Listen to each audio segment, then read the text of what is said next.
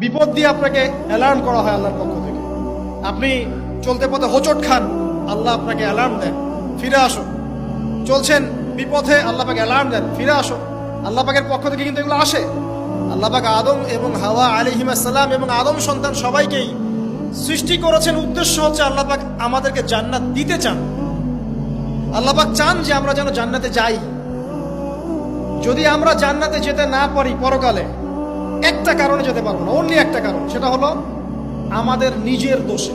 একটা কারণ, যারা জাহান্নামে যাবে মানুষ এবং জিনদের মধ্যে, নিঃসন্দেহে মহাবিশ্বে তারা ছাড়া জাহান্নামে যাওয়ার উপযুক্ত কেউ ছিল না।